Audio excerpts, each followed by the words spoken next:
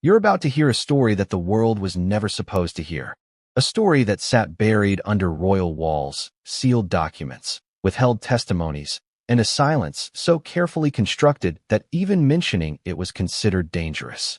But today, that silence finally cracks, because Princess Diana's own brother, Charles Spencer, has allegedly revealed new details about her death that call everything we've been told into question.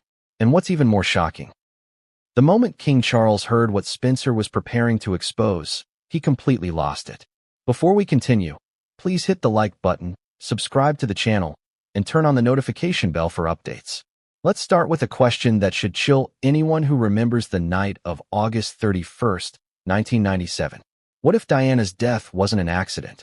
What if the crash in that Paris tunnel, blamed on a drunk driver, flashing paparazzi, and a cruel twist of fate, was never fate at all? What if the narrative the world accepted was a polished performance, crafted to shield the monarchy from a truth too explosive to ever face the light? Because Charles Spencer has hinted at something powerful, something unsettling, and something that, if true, would place both King Charles and Queen Camilla in the darkest chapter the royal family has ever known.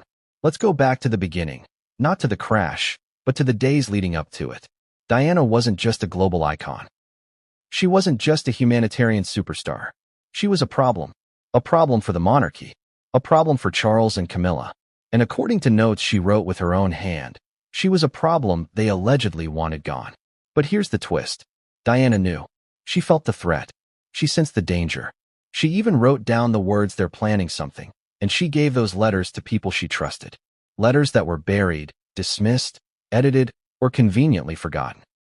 Letters that Charles Spencer, Diana's fiercely protective brother, would later find and spend years trying to decipher. He didn't buy the official story from the start. And why would he? He knew Diana better than anyone. He knew her fears, her instincts, her enemies.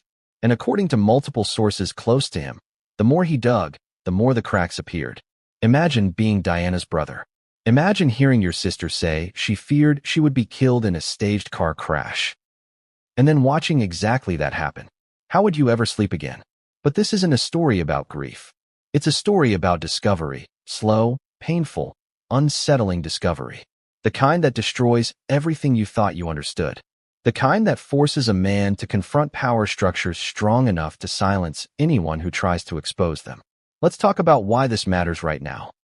Why these revelations from Charles Spencer would cause King Charles to reportedly lose control behind palace doors. Because for the first time in decades, the narrative is slipping.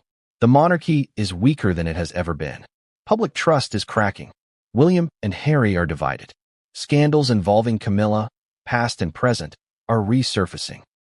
And now, with Charles's health concerns making global headlines, the last thing the monarchy needs is a resurrected controversy involving the death of the most beloved woman ever connected to the royal family. But Charles Spencer isn't playing politics. He's not a royal. He's not bound to palace protocol or PR advisors. He's a Spencer. He's a historian. He's a man who has spent over 2 decades quietly piecing together what he believes really happened to his sister. And what he claims to have found is terrifying. Let's zoom out for a moment. Consider how many unanswered questions have hovered around Diana's death. Why did the ambulance take so long? Why did the cameras inside the tunnel mysteriously stop recording? Why were key witnesses pressured? Why was Diana suddenly without proper royal protection? Why were her warning letters ignored? Why did her fears of a staged accident line up perfectly with the circumstances of her death? Every one of these questions has an official explanation. But here's the problem. None of those explanations truly make sense. And Charles Spencer, determined to protect his sister's legacy, started to pull at the threads. According to insiders, he uncovered inconsistencies in the official report, medical anomalies that were never resolved, eyewitness accounts that contradicted the narrative, documents that disappeared, and perhaps the most chilling discovery, conversations inside the palace suggesting that Diana's continued existence was an obstacle to the future of the monarchy. Now, before we go any further, let's address the thing you're probably thinking right now. Would King Charles ever be involved in something so dark? Diana certainly thought so. She wrote it in her own handwriting. She told multiple people she didn't trust him. She warned that people in his circle wanted her gone. And she confided in her brother, Charles Spencer, about her fears that something was coming. Something big. Something intentional. And here's where this story turns emotional. Because regardless of titles, regardless of power, regardless of legacy, this is a story about a sister who asked her brother for help. And a brother who, 27 years later, seems to finally be ready to speak. Now, let's talk about King Charles's reaction. Because according to multiple palace whispers, he didn't just react. He exploded. Why? Because Charles Spencer's alleged revelations don't just question the official story, they imply palace involvement. They suggest that people close to Charles, or possibly Charles himself, had motivations to silence Diana. And if those details go public, even as allegations, they could devastate the monarchy's fragile public standing. And there's another layer. Camilla. Her name has always lurked in the background of Diana's story. She was the reason Diana cried on the night before her wedding. She was the reason Diana suffered through years of humiliation. And according to many who knew the situation intimately, Camilla feared Diana not just personally, but publicly.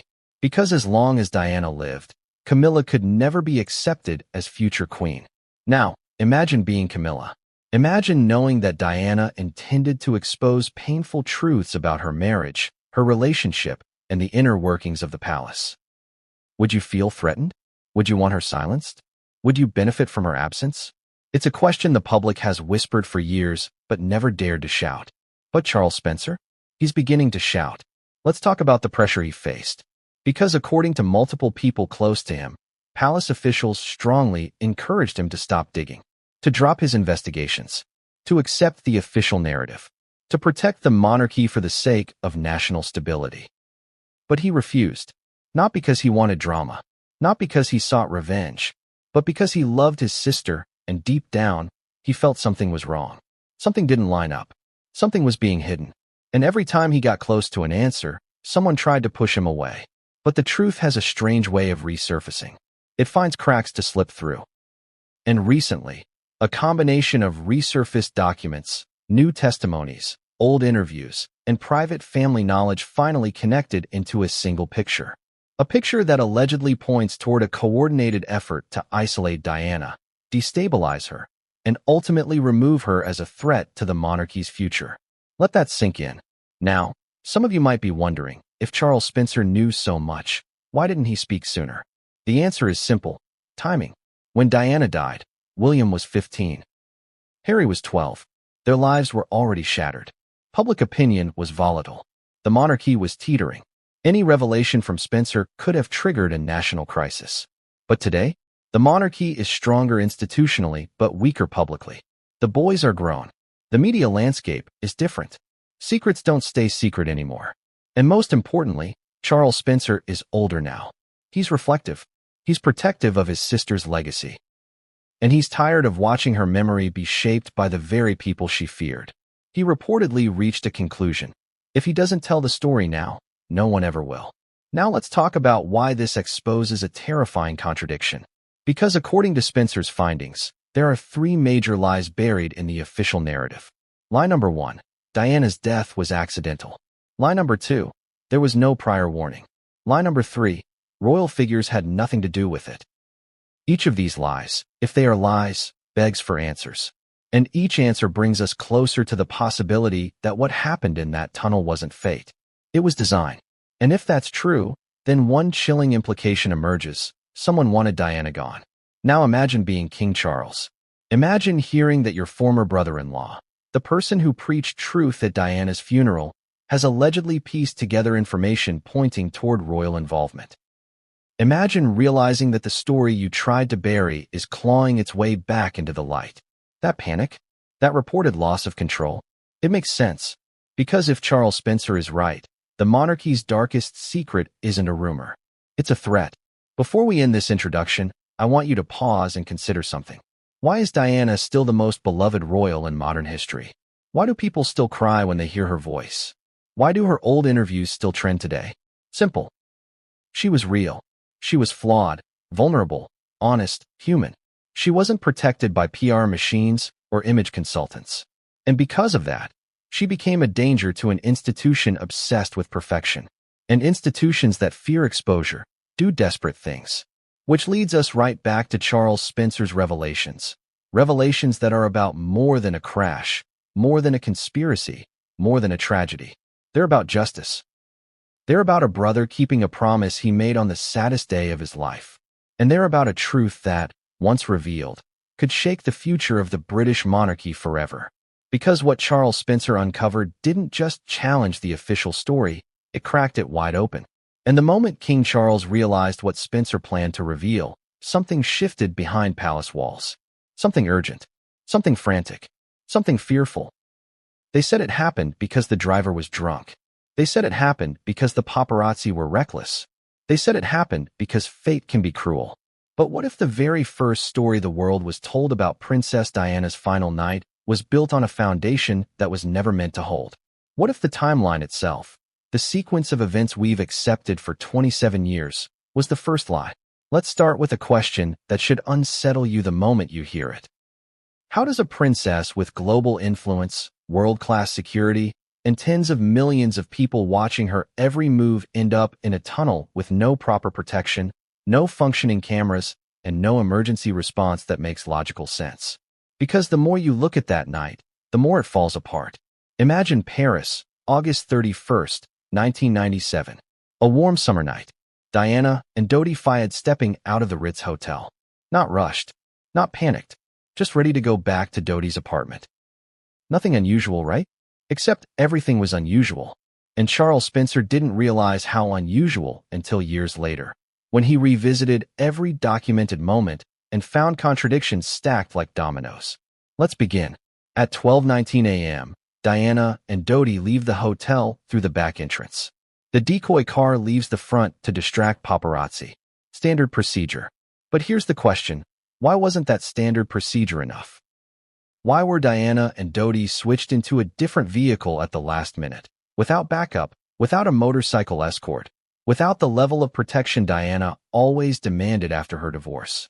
And more importantly, why did the hotel's head of security, Henri Paul, suddenly become the driver? Henri wasn't supposed to drive that night. He wasn't even the chauffeur assigned to Diana. Yet out of nowhere, he became responsible for the most photographed woman in the world. Strange, isn't it? Strange becomes suspicious when you add the next detail. Henri Paul was seen walking normally, speaking clearly, and reportedly carrying himself like a man with no impairment. Yet minutes later, the world was told he was drunk beyond control. Who benefits from painting him as a reckless drunk? Who benefits from shifting blame immediately away from institutional failure? Who benefits from removing the possibility of a targeted attack? Charles Spencer asked those questions too. And he didn't like the answers he found. Let's keep going. At 12:25 a.m., the Mercedes S280 leaves the Ritz. Diana sits in the back seat. She's not wearing a seatbelt. And even that detail raises questions. Why? Diana was paranoid about safety. She wore seatbelts obsessively. She insisted on it, even for short distances. So why didn't she wear one that night? Did she forget? Did she refuse? Or did someone disable the mechanism? There's no official answer. But one former investigator claimed that when the vehicle was inspected, the belts did not appear in normal working condition. That detail never made headlines, but it made it into Charles Spencer's notes. Now let's follow the car. Henri Paul accelerates. Not gradually, forcefully. Witnesses say he drove like a man under orders, not a man out of control. He's not swerving. He's not fumbling. He's not showing signs of impairment. And yet the official explanation insists he was in no condition to drive. How do you reconcile that? You don't. Unless you're not supposed to. At 12:26 a.m., the car approaches the Pont de l'Alma tunnel.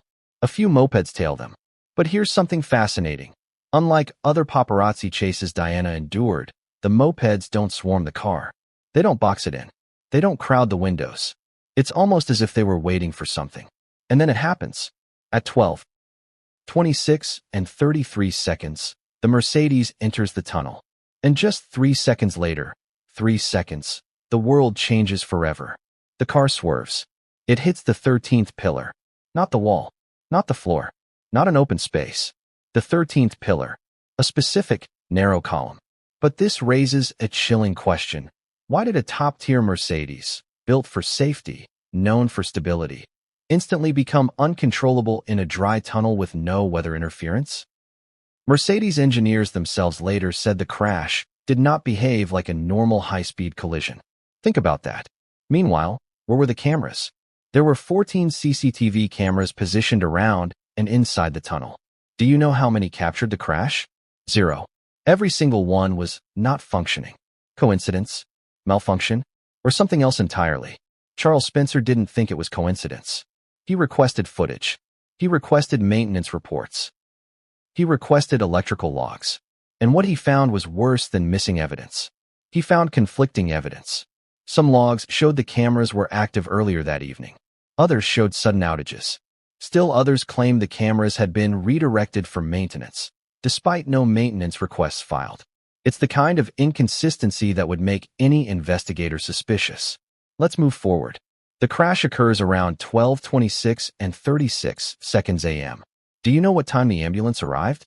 12:28 a.m. Only 2 minutes later. That sounds fast, right? It sounds efficient. It sounds like Paris authorities did everything possible. But here's the twist. The ambulance arrived quickly, but left slowly. Very slowly. In fact, Diana didn't reach the hospital until 2:06 a.m. That's not a typo. That's not an exaggeration. It took more than 90 minutes to travel 3.8 miles. Let me ask you something. If the world's most beloved woman is bleeding internally, why does an ambulance drive at the pace of a funeral procession? Why did they stop multiple times? Why did they administer treatments normally done in hospitals while on the road? Why did they choose the hospital farthest from the crash site instead of the nearest one? And why, when doctors finally opened Diana's chest cavity, did they discover injuries that suggested she might have survived if she had arrived sooner? Even the French medical team admitted privately, the delay was unusual. Unusual is an understatement. Charles Spencer used a stronger word. He called it unacceptable. Now let's talk about something that rarely gets discussed, witness statements. Dozens of witnesses saw the crash or its aftermath. Many reported a bright flash in the tunnel before impact. Others reported hearing a scraping sound as if another vehicle made contact. Others claimed to see a dark car speeding away. And then there were the witnesses whose statements were changed. Yes, changed. One man said he saw a motorbike block the Mercedes. Later, his official statement omitted the motorbike entirely. One woman claimed she saw a second car nudge the Mercedes. Later, she said she misremembered. A guard station near the tunnel said he heard a loud metallic sound seconds before the crash, like a collision. His updated testimony removed that line. And here's the strangest part. Multiple witnesses reported being told by unidentified authorities not to speak to the press. Not Paris police. Not French investigators. Unidentified authorities. Who were they? Why were they there? Who sent them? Charles Spencer still doesn't know. But he believes the answer lies in what happened immediately after the crash, specifically, the behavior of French officials and British representatives. Because within hours, British intelligence officers were in Paris. Not days. Hours. Why? Why did British intelligence have any involvement in a French traffic accident? What did they know? What were they protecting? And why did they work so quickly to secure Diana's personal belongings, including letters, diaries, and her phone, before her body was even flown back to London? To this day, some of those items have never resurfaced. But here's where Charles Spencer's investigation hits its most disturbing point. It's not the crash itself. It's not the ambulance delay. It's not the missing cameras or the contradictory witness statements. It's the timing. The crash happened 3 weeks after Diana told friends she believed someone was planning to kill her. 3 weeks after she told her lawyer about a possible staged accident. 3 weeks after she wrote a letter predicting she would die in a car crash. And here's the question Charles Spencer kept asking himself. If Diana predicted the very thing that killed her, how can we call it an accident? Accidents happen without warning. Accidents don't align perfectly with someone's documented fears. Accidents don't follow prophetic notes written by victims. Unless it wasn't an accident. Unless Diana wasn't paranoid. Unless she knew something. Charles Spencer believes she did know something. And he believes her final days weren't random chaos. They were a countdown. A countdown she sensed but couldn't stop. Now, let's address the detail that made Spencer's heart stop when he discovered it. A detail you almost never hear in the official narrative. Diana's seatbelt. Or rather, Diana's seatbelt that didn't work. When the wreckage was inspected, mechanics noted that the right rear seatbelt, the one Diana attempted to use, was jammed. Was it damaged in the crash? Possibly. But multiple investigators believe the belt showed signs of pre-existing malfunction. Who checks seatbelts before a crash? Nobody. Who could tamper with a seatbelt before a scheduled trip? Anyone with access. And who had access? More people than you'd think. But let's leave that aside for now, because the timeline continues. Doctors reached Diana at 1:06 a.m. They worked frantically. They fought to stabilize her heart. They fought to manage internal bleeding. They fought to restore circulation. And for a moment, just a moment, they succeeded. Her heart started beating. She was alive. But they lost her again minutes later. And when the official report was released months later, it left Spencer with more questions than answers. Why were Diana's internal injuries described as unusual for the crash pattern? Why did the driver's toxicology report show alcohol inconsistencies? Why did one pathologist refuse to sign off on the findings? Why did French investigators refuse a second independent review? Why was the tunnel cleaned hours later? Why was there no proper forensic reconstruction? Why did British authorities push so aggressively for the version we all now know? One answer kept popping up. National stability. That phrase appeared in notes, transcripts, and private communications. National stability. But stability for whom? Certainly not for Diana. Certainly not for her sons. And certainly not for Charles Spencer, who was watching puzzle pieces fall into place in the most horrifying way imaginable. Because once he mapped the timeline, he realized something chilling. The story wasn't broken. It was built that way. It wasn't a mistake. It was curated, neat, clean, predictable, and dangerously convenient for the people Diana feared most. Now, if you were Charles Spencer, grieving, protective, determined, what would you do next? You'd start your own investigation. And Spencer did. He lifted the lid slowly, carefully, meticulously. And what he found in his first days of digging shook him to his core. He didn't trust the official story. Not for a single second. Not when he read the reports. Not when he watched the televised statements. Not when he heard palace aides speak in smooth, rehearsed tones about tragic accidents, paparazzi recklessness, and unfortunate timing. No, Charles Spencer felt something was wrong in his bones. But do you know what pushed him over the edge and made him start investigating on his own? It wasn't the crash. It wasn't the ambulance delay. It wasn't the endless inconsistencies. It was the look on Prince Charles's face at the funeral. Not sorrow. Not grief. Not devastation. Something else. Something colder. Something controlled. Something that made Spencer's instincts scream. And that was the moment, according to close friends, when Spencer decided he wasn't going to let the story end with the press conferences and polished statements. He wasn't going to let anyone decide what happened to Diana except the truth itself. Imagine this. It's been only days since the crash. The world is drowning in grief. Flowers line every street in London. People cry openly in public. News stations run nonstop coverage. And behind all of that, behind the global mourning, palace corridors are humming with something that feels eerily like relief. Not joy, not celebration, but relief. As if an unresolved problem had suddenly disappeared. Charles Spencer noticed it. He felt it in the subtle shifts. The quiet glances. The way palace officials spoke carefully, choosing their words like they were hiding something heavy and dangerous. And that is why. Long before any documentary, any exposé, any interview, Spencer started digging. He didn't have a team. He didn't have access to classified files. He didn't have palace cooperation. But he did have something more powerful, the memory of what Diana told him. Months before her death, she warned him that she was being watched. She warned him that people were planning something. She warned him that she feared for her life. And she left hints, never fully spelled out, but clear enough. That she believed the people she feared were close to the throne. Imagine hearing that from your own sister. Imagine dismissing it at first, thinking it was stress or paranoia, only to watch her die in the exact way she predicted. How would that change you? How would that shape your belief in coincidences? Spencer refused to believe in coincidences anymore. So he began quietly collecting everything he could find. The first thing he did was review the official French report. Hundreds of pages, filled with medical assessments, witness interviews, technical reconstructions, toxicology tests, and conclusions. But instead of answers, he found holes. Here's the first hole: Henri Paul's toxicology report. It concluded he was drunk, 3 times the legal limit. A man who, according to the report, could barely stand upright. But Spencer remembered watching footage of Henri Paul from mere minutes before the ride. He saw a man walking smoothly, standing straight, smiling, leaning over Diana's car with no sign of impairment. How does a man go from steady and coherent to catastrophically drunk in minutes? The numbers didn't add up. And because they didn't add up, Spencer dug deeper. He called medical experts, toxicologists, accident reconstruction specialists, former intelligence officers, and nearly all of them gave the same response. There are inconsistencies. Inconsistencies. In a case involving the most beloved woman in the world.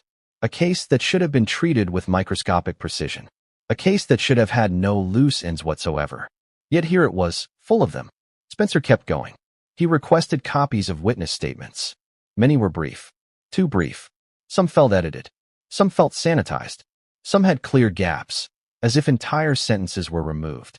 The people who claimed to see bright flashes, their statements were watered down in the final reports. The people who claimed they saw a second car, their statements were clarified. The man who claimed a motorbike blocked the Mercedes, his story was reinterpreted as a misperception. Why? Who changed them? And under whose instructions? These aren't the kinds of questions someone asks unless they already feel the truth slipping through cracks. But the more Spencer read, the more he felt something sinister lurking beneath the clean, organized paragraphs. And then he found it. The first real sign that something bigger was happening. A witness statement that contradicted the official timeline. The witness claimed the crash happened earlier than the police report indicated. But when Spencer attempted to follow up on the testimony, when he tried to contact the witness, he was told the witness no longer wished to comment.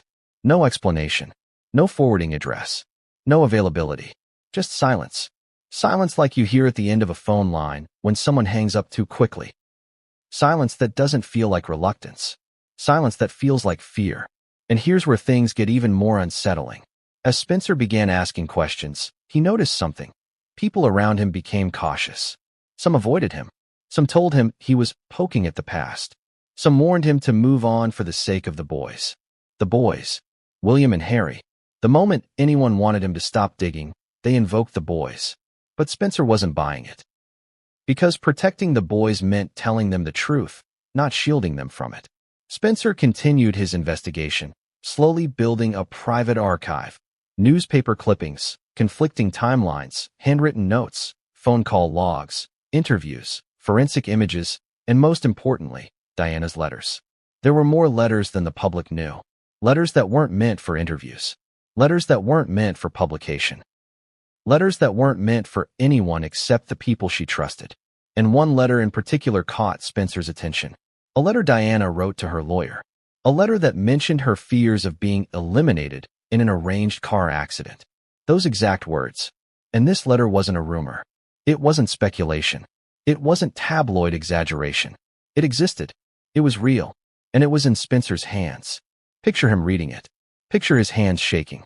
Picture his heart cracking open. Because once you read your sister's handwriting describing exactly what would happen to her, you don't forget it. You don't move on.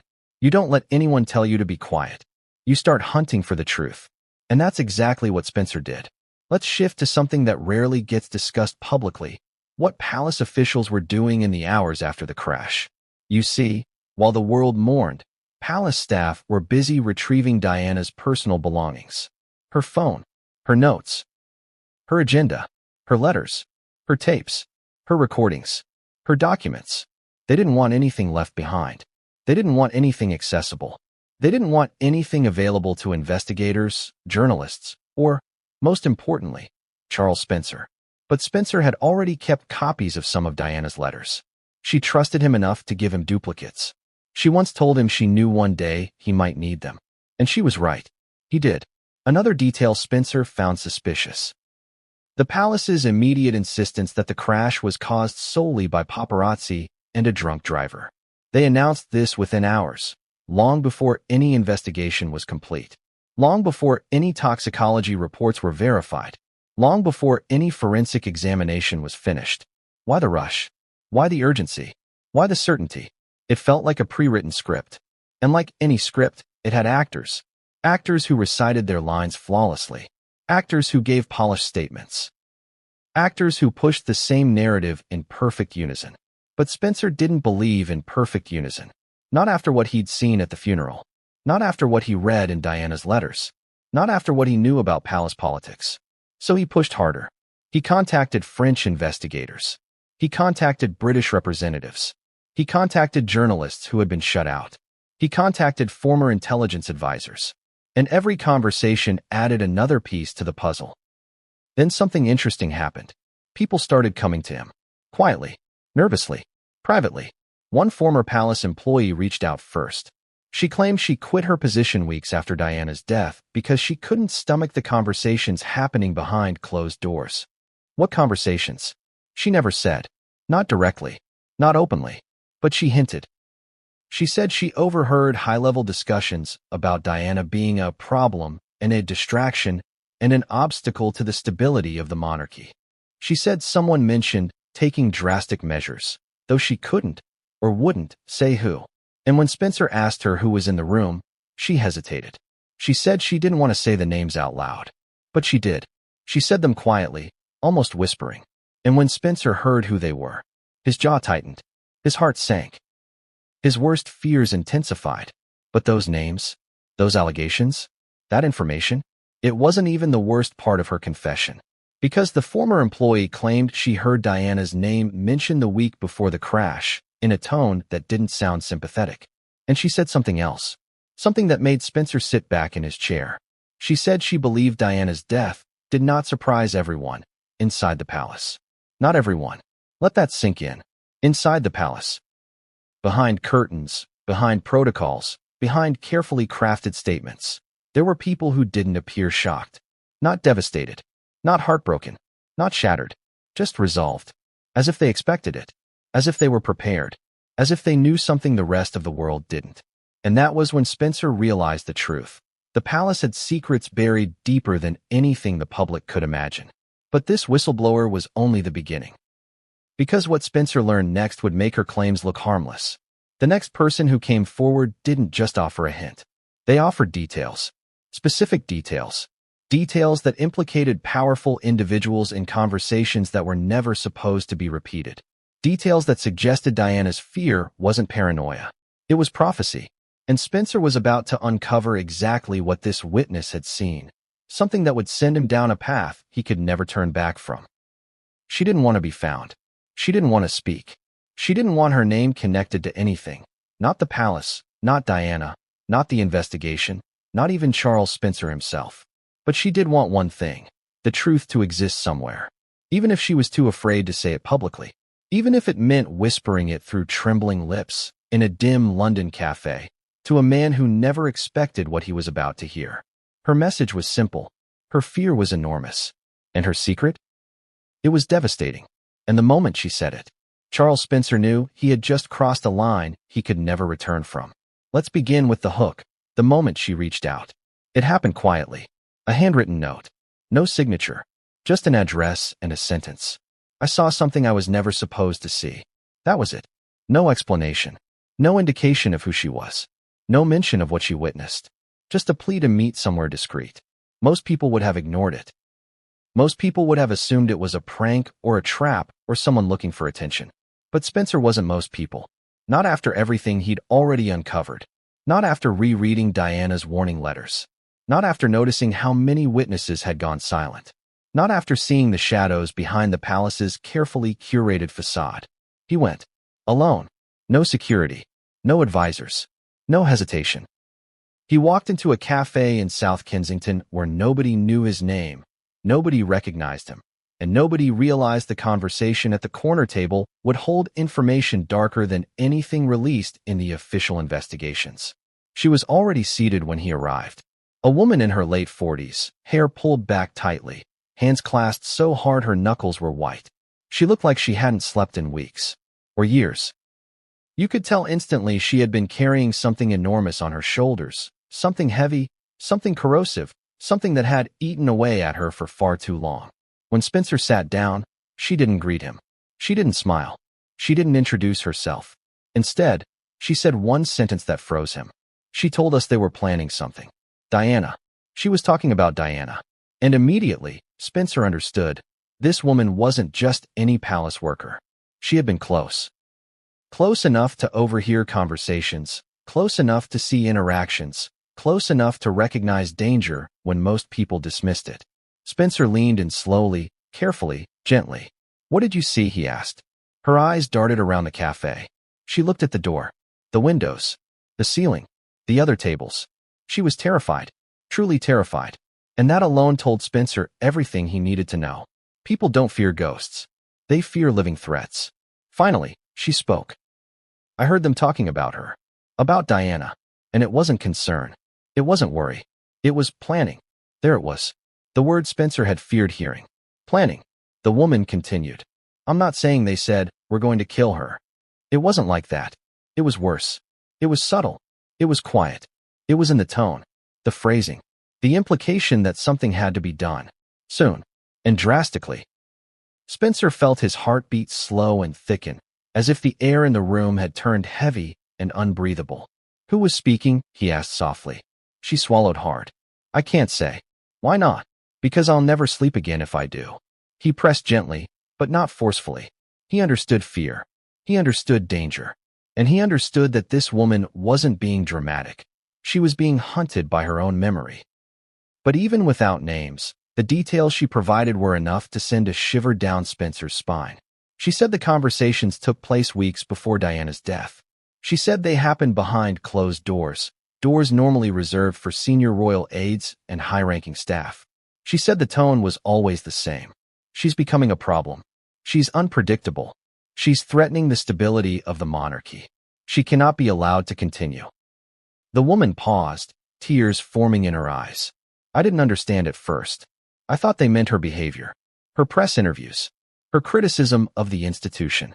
I didn't think they meant," she lowered her voice to a whisper. "I didn't think they meant her life." Spencer felt something inside him break. He had heard Diana say these same fears. He had read them in her handwriting. He had watched her voice tremble when she spoke about threats. Now another person, someone inside the palace, was confirming those warnings. He asked the whistleblower the question he dreaded asking. Did Diana know? Did she know what they were discussing? The woman nodded. She told us she felt she was being watched. She told us she'd been warned. She said someone within the palace, someone powerful, wanted her gone.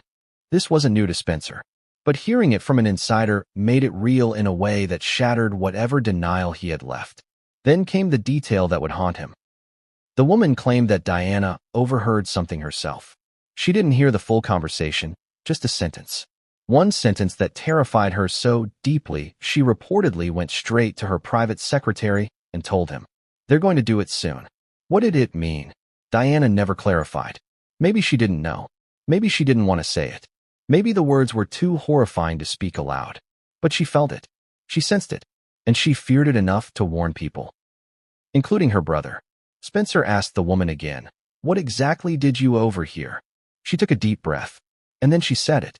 She said she overheard a conversation discussing how Diana was making the monarchy vulnerable, how her behavior was dangerous, how her influence was overshadowing senior royals, how her independence made her uncontrollable. And then came the line that made Spencer's blood run cold. One of them said, "Once she's no longer a factor, everything can move forward." No longer a factor. Not divorced. Not distanced. Not quieted. No longer a factor. A phrase that could mean many things, but when your sister dies weeks later in a suspicious crash, it suddenly means only one. Spencer asked the woman what she believed happened. She didn't hesitate. "I don't believe it was an accident. Not after what I heard. Not after the way people reacted. Not after the silence that followed." She said something else too, something subtle but chilling. When the news came in that Diana had died, some people didn't look surprised. Spencer's jaw tightened. "Who?" he asked. "I can't say. I won't say. But you know their names. Everyone knows their names." She didn't say the names out loud. She didn't have to. The implication was enough. Spencer sat there, silent, absorbing every word. Then he asked her a question no investigator had asked before. "Why come forward now?" Her answer was heartbreaking. "Because silence eats at your soul. And I'm tired of being eaten." She looked at him with eyes that had seen too much and carried too much. I need someone to know what I know. Even if I disappear tomorrow. Disappear. That word didn't slip out accidentally. She meant it. She feared it. She believed it was possible. Spencer tried to reassure her, but she shook her head. No, you don't understand. People who speak out against the palace don't just lose jobs. They lose their lives, their reputations, their mental health, their security. The palace doesn't need to kill you. They just erase you. Then she handed him something. A small envelope. No return address. No markings. Just sealed paper. These are the notes I took. I shouldn't have taken them. I shouldn't even have written them. But I had to. I had to remember what I heard. Spencer opened the envelope after she left. Inside were several small pages, torn from a diary. On each page were sentences she had scribbled late at night, terrified she'd forget the exact wording of what she'd overheard. Sentences like, she said Diana knows too much. They said she can't be controlled. They said her influence is destabilizing everything. They said drastic measures. They said something must be done soon. And one sentence that made Spencer's hands tremble. They said when she's gone, the path is clear. Gone. Just weeks before the crash. Gone. Not contained. Not managed. Not cooperated with. Gone. Spencer stared at the pages, his breath catching in his throat. This wasn't gossip. This wasn't speculation. This wasn't a tabloid fantasy. This was testimony. Testimony from someone who had nothing to gain and everything to lose. And as Spencer sat in that cafe, reading those scrawled lines again and again, he realized something terrifying. Diana hadn't been paranoid. She had been right. She knew she was being targeted. She knew someone wanted her out of the way. She knew something dark was coming. But Spencer didn't have long to sit with the shock of this revelation. Because days later, before he even finished analyzing the notes, another witness came forward. This one wasn't afraid. This one wasn't anonymous. This one wasn't whispering. This one was ready to talk. And what they revealed wasn't just a warning. It was evidence. Evidence that someone had tampered with Diana's notes. Evidence that someone inside the palace had erased parts of her letters. Evidence that someone had edited her warnings to make her seem unstable. Evidence that someone wanted her fears to look like paranoia. And this testimony would take Spencer straight into the next, darkest chapter of his investigation. Because Diana's warning notes weren't the only things that had been altered. Here's the question no one dared to ask out loud. Not the press, not the palace, not the investigators who claimed they were seeking the truth. What if Diana didn't just fear her death, she documented it? Not in a vague, poetic way. Not in a symbolic, emotional way. But in a literal, chilling way. A way that pointed directly to the very people she believed wanted her gone. Because when Charles Spencer came across Diana's handwritten notes, notes that were supposed to have been destroyed, locked away, or quietly rewritten to protect reputations, he realized something horrific. Diana wasn't worried about being killed. She believed it was going to happen. And she believed it was going to happen soon. And she believed it wasn't an accident. But here's what's even more terrifying. The notes the public has heard about, the ones that occasionally circulate online, shown in documentaries or leaked books, those weren't the real ones. Those were the edited ones. The softened ones. The sanitized ones. Someone, somewhere, took Diana's letters and trimmed them, cutting out the sharpest warnings, the clearest statements, the most damning lines. The surviving letters looked emotional but vague. Sad but not alarming. Troubled but not dangerous. But Diana didn't write vague. She wrote with precision. And she wrote with fear. Charles Spencer discovered that the real notes, the unedited versions, were far darker than anything released. Let's back up. Diana was always known for her intuition. She could sense danger before anyone else. She felt energy. She judged motives. She knew when something wasn't right. And in the final months of her life, that intuition went into overdrive. Several close friends confirmed that Diana began voicing specific fears around May of 1997. Not general anxiety. Not abstract worry. Specific fears. She told one friend, "They're planning something." She told another, "It will happen in a car." She told her butler, Paul Burrell, "This is a time of danger for me." She told her lawyer, "My husband is planning an accident in my car." She told Charles Spencer, "If anything happens to me, promise me you'll look after the boys." And the way she said it wasn't casual. It wasn't melodramatic. It wasn't theatrical. It was pleading. It was urgent. It was a woman trying to leave breadcrumbs before someone erased her. Now let's talk about one of the most disturbing documents in the entire Diana case. The letter she wrote predicting her own death. Here's the version the public knows. My husband is planning an accident in my car. Brake failure and serious head injury. Short, shocking, incomplete. But what Spencer discovered, and what the whistleblower hinted at, was that the original letter was longer, much longer, and more pointed, and more specific about who Diana feared. Spencer eventually uncovered evidence that the note originally included references to discussions she overheard, mentions of the people advising Charles, and hints about removing obstacles before a transition of power. But those lines disappeared, edited, redacted, erased. By whom? That was the question that made Spencer dig deeper. Because Diana didn't just write one note. She wrote several, some in her diary, some as private letters, some as voice memos she left with trusted friends. And the versions Spencer located in her personal items, held at Althorpe House, untouched by palace staff, were not the same as the versions found in palace-controlled archives. Let that sink in. Two versions of the same letters existed. One was emotional and concerned. The other was direct and accusatory. One looked like a woman struggling with anxiety. The other looked like a woman warning about murder. Guess which version the palace allowed to survive publicly. Now imagine Spencer seeing the differences. Imagine reading two versions of the same note, one claiming vague fear, the other pointing toward what looked like a royal conspiracy. Imagine being Diana's brother and realizing someone deliberately tried to neutralize her words, erase her warning, soften her fear, protect the very people she believed would harm her. It was enough to make Spencer feel physically sick. Let's walk through one of the notes in detail. This one was written only 2 months before Diana's death. The edited public version. Things are difficult. I feel unsafe. I am not being told the truth. The real version Spencer found. There are discussions happening around me, and I am not meant to hear them. They are making plans. I feel I am being watched, followed, monitored. The people I fear most are the ones close to the throne. Charles's people. Camilla's circle. I believe they want me removed before the next phase of their lives begins. Removed. That word alone changes everything. Because who uses removed to describe emotional tension? Nobody.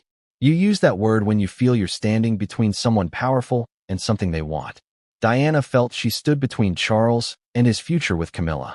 Between the monarchy and its next generation. Between tradition and the scandal they wanted erased. And she wrote it down. Over and over. Spencer found another note, this one written in a rush, ink pressure heavier than usual, as if her hand was trembling. They're going to act. Soon. There is talk of an accident. Something with the car. Something that looks accidental, but is not. She didn't just fear it. She didn't just imagine it. She articulated it with chilling clarity. Now let me ask you something. How does a woman write those words, and then die in a car crash weeks later, and everyone shrugs it off as coincidence? How? Unless someone wanted it shrugged off. Unless someone needed it shrugged off. Unless someone made sure the official narrative drowned out the truth Diana tried to leave behind. Spencer didn't just read these notes. He lived them. He saw the woman behind them. He saw the pain behind her words. He recognized his sister's handwriting. He recognized her emphasis. He recognized her fear. This was no fantasy. No hysteria. No exaggeration. It was warning. Now, the palace later claimed they had no knowledge of these notes. But here's what Spencer discovered from the whistleblower. Someone in the palace did know. Someone had seen the letters. Someone had edited them. Someone had removed lines. Someone had shredded certain pages. Someone had tried to ensure no version survived that implicated high-ranking figures. But they underestimated Diana. She made duplicates. She had letters with multiple people. Her butler. Her lawyer. Her brother. Her close friends. She knew the palace would try to erase her side of the story. So she protected it. Spencer was one of the few people who ended up with an unedited copy. Now let's address the most disturbing detail of all. The content of Diana's final recorded message. Most people don't know about it because it was never released. It was a short voice note, left for one of her closest confidants, 1 week before the Paris trip. It said, I know what they're planning. I feel it every day now. If anything happens to me, it will not be an accident. Tell the truth if they silence me. Tell the truth if they silence me. That is not the voice of a woman worried about paparazzi. That is not a woman concerned about a reckless driver. That is not a woman spiraling into paranoia. That is a woman bracing herself for an attack. A woman using her final days to leave a record. And what broke Spencer the most was not the fear in the message, but the calm. She wasn't hysterical. She wasn't frantic. She wasn't panicked. She was resigned. She knew something was coming. Something orchestrated. Something fatal. Spencer asked himself the question that would haunt him for decades. How did Diana know she would die like this unless someone told her, directly or indirectly? This leads us to the palace whistleblower's most stunning claim. She said Diana once told her, "They made threats. Not outright, but hints. Enough to terrify me. Threats. Hints. Pressure. This isn't rumor. This isn't conspiracy. This isn't speculation. This is testimony from someone who worked inside the palace, who heard conversations, who saw reactions." So what exactly was Diana interfering with? What phase of Charles and Camilla's life was she blocking? What stability of the monarchy was she threatening? The whistleblower said there were two major fears inside the palace. Fear number one, Diana was planning to leave the UK permanently. Fear number two, Diana planned to expose something in a tell-all interview, and the palace couldn't risk either. Now here's where things get even more sinister. Spencer later found out that Diana's notes weren't the only things altered. Someone tampered with her medical files. Someone tampered with her security logs. Someone tampered with the record of the last phone call she made. Someone tampered with the timeline of her Paris trip. Tampered is a polite word. Manipulated is more accurate. Because when Spencer compared the palace records with the copies Diana handed him, the discrepancies were too large to ignore. She had written more names, more details, more specific fears. Those names didn't appear in the palace-held version. Someone removed them. The woman at the cafe wasn't exaggerating. She wasn't imagining things. She wasn't misremembering. Diana's warnings were being buried, piece by piece, line by line, sentence by sentence, until all that remained were fragments. Safe fragments, harmless fragments, fragments that suggested emotional distress, but not foul play. So what was in the deleted lines? According to Spencer, the missing parts referenced a conversation she overheard about the car, a call she received from someone warning her to be careful in tunnels, a fear involving Charles's advisors, a specific phrase, remove her before September, a belief she was becoming too powerful. That last line is important. Because the moment Diana became more powerful than the monarchy, she became a threat to it. And powerful institutions don't like threats. By the time Spencer finished reassembling the unedited notes, he realized something horrifying. Diana left clues. Diana left warnings. Diana left a roadmap. But no one followed it. Not in time. Not until it was too late. And that's why Spencer became determined to uncover everything. Because if Diana was right about her notes, what else was she right about? What came next would provide the answer. Because the next witness Spencer interviewed wasn't afraid. They weren't anonymous. They weren't whispering. They weren't holding back. They claimed they had seen something firsthand. Something inside the palace that confirmed Diana's worst fear. People were discussing how to remove her from the royal equation. And what Spencer learned next wouldn't just confirm Diana's notes. It would expose the desperation of two people who stood to gain the most from her disappearance. Ask yourself a question, one that sounds dramatic, one that sounds exaggerated, one that sounds like it belongs in a movie instead of real life, but one that becomes chillingly reasonable once you see all the pieces. What would a future king and his longtime mistress do if the only person standing between them and the life they always wanted refused to disappear quietly? That person was Princess Diana. And for Charles and Camilla, Diana wasn't just a nuisance.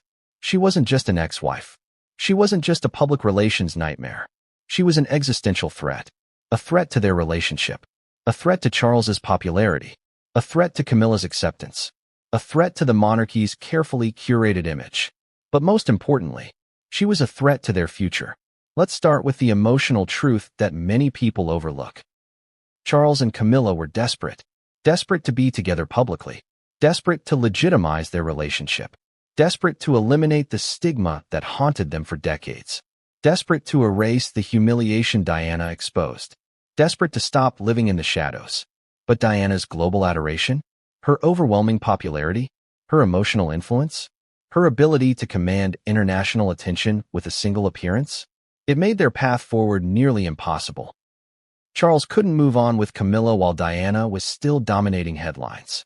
Camilla couldn't step into any public role while Diana remained the world's most beloved woman. The monarchy couldn't stabilize while Diana kept exposing its cracks.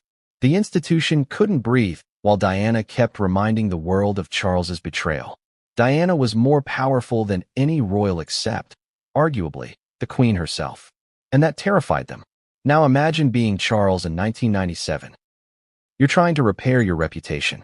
You're preparing for your eventual kingship. You're navigating a public that still despises you for cheating. You're with the woman you truly love, but the world refuses to accept her. You're overshadowed by your ex-wife everywhere you go.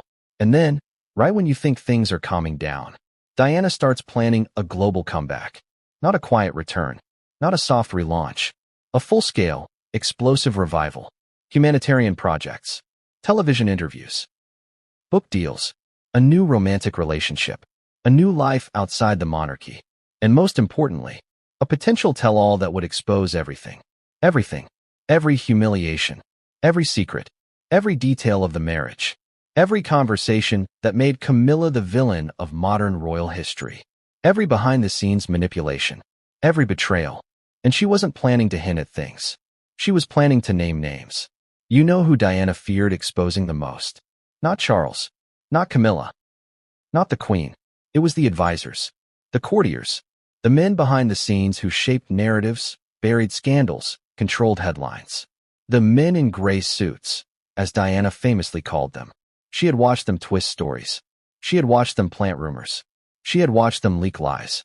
She had watched them protect Charles at her expense. She had watched them smear her as unstable. She had watched them manipulate the media to make Camilla look sympathetic while portraying Diana as fragile. She was ready to blow the whistle on all of it. Imagine the panic behind palace walls. Imagine the fear. Imagine the late-night meetings. Imagine the conversations that Charles Spencer's whistleblower overheard. She cannot be allowed to continue. She's destabilizing everything. She has too much influence. She won't go quietly. She is threatening the future. Threatening whose future? Theirs. Let's now shift to Camilla, because her role in this story is more significant than many realize. For years, Camilla endured public hatred. She wasn't simply disliked, she was despised. She wasn't simply gossiped about, she was vilified. She wasn't simply criticized, she was the most hated woman in Britain. People spit at pictures of her. People sent hate mail. People burned effigies. People screamed her name in public like an insult. And why?